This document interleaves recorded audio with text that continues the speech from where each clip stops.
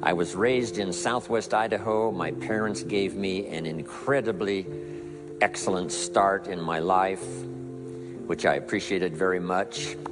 But I quit school at age 19, unfortunately. My reasoning was, I'm smart enough to get a job. How much smarter do you need to be? And with that shallow thinking, I quit school, age 19, and got a job, went to work. A little while later, got married, started a little family, and I'm struggling and, trying to do my best. But it seems like each year I'm falling just a little bit further behind. Finally, age 25. The climax of my sort of, weariness with where I was, not doing as well as I thought I should, I hear a knock on my door, and I happen to be home alone. When I opened the door, there was a little Girl Scout about this tall selling Girl Scout cookies.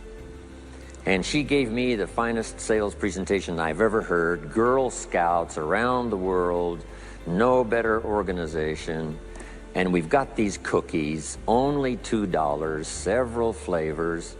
And with a big smile, she very politely asked me to buy.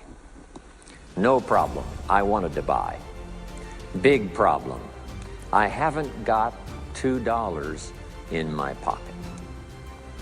Now, I'm a grown man, I live in America, I've been to 1 year of college, I'm married, I've got a family, and I don't have $2 in my pocket. And I didn't want to tell her that. So I did what I thought was next best. I lied to her. I said, hey, look, I've already bought lots of Girl Scout cookies. I've still got plenty in the house that we haven't eaten yet.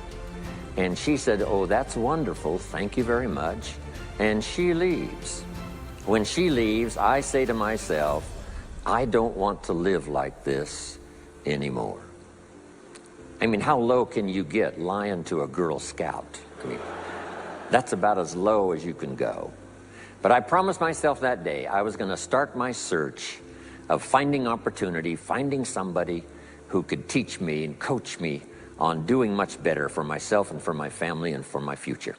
And shortly after that, I met a most extraordinary man, very wealthy, but a friend of mine said, you got to meet this man.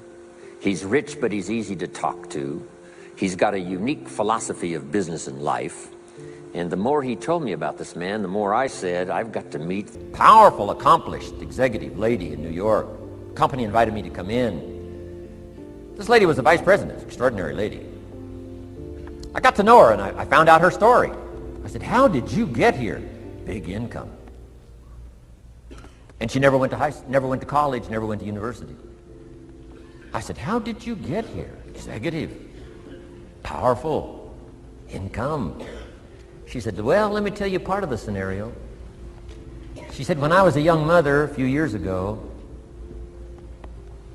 she said, one day I asked my husband for $10. And he said, what for?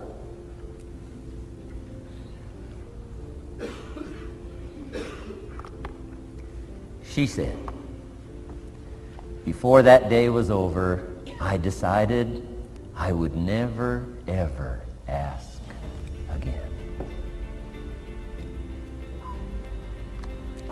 She said, I started studying opportunity, found it, took the classes, put myself through the schools, did the scenario. Now I'm vice president. I make a lot of money. And she said, I kept my promise. I've never, ever had to ask again. It's called a life-changing day. The day you say, enough is enough. Now, if you can add an act to your disgust, it helps. The man takes a shotgun to his car, blows out every window, destroys every tire, puts 100 rounds in it, and says, I've driven this embarrassing thing for the last time. And then he saves it. He saves it. And later when somebody says, how did you become rich and powerful? He says, let me show you this car. One day I'd had it up to here, I blew it to smithereens. Said nothing can resist a human will that will stake its existence on its purpose. Shortly put, I'll do it or die. Best definition of resolve I got from a little junior high girl, Foster City, California. I'm going through some words one day. I got to this one and I asked the kids, who can tell me what resolve means? Some didn't know, some tried. Interesting. The last one was the best. Little girl about 3 years back, she said, I think I know, Mr. Rohn. I said, what? She said, I think resolve means promising yourself you will never give up. I said, that's the best I've ever heard. She's probably giving seminars somewhere today, right? I mean, that's the best I've heard. I asked the kids, how long should a baby try to learn how to walk? How long would you give your average baby? Before you say, hey, enough's enough. No. Any mother in the world would say, you're crazy. My baby is going to keep trying what? Until. What a magic word. I want you to write it down. Until. Promise yourself you'll read the books until your skills change. You'll go to seminars until you get a handle on it. You'll listen to it until it makes sense. You'll go for it until you understand it. You'll practice it until you develop the skill. Never give up until, however long that is. Step by step, piece by piece, book by book, word by word, apple by apple. Walk around the block, walk around the block. Go for it. Don't miss the chance to grow. And resolve that you'll pay the price until you learn, change, grow, become